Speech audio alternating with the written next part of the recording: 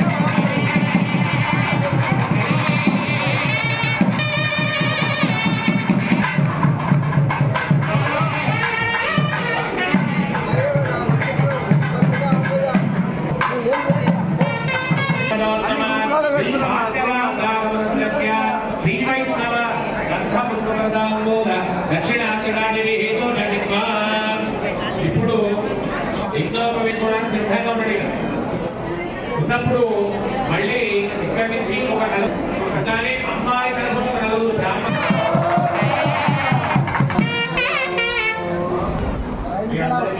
వివాహాలలో మామగారు వేస్తారు. ఎవరు వేస్తారు?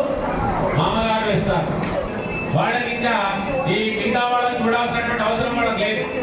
వాళ్ళకి కేవలం కృష్ణారామ అనుకుంటూ ఉంటారు. వ్యాపారాలు ఇవన్నీ పట్టించుకోరు ఎక్కువగా. మనకు రామానంద పరంపరలో చాలా ఉన్నారు. వీళ్ళందరూ కూడా ఏంటంటే ప్రతిదీ వచ్చి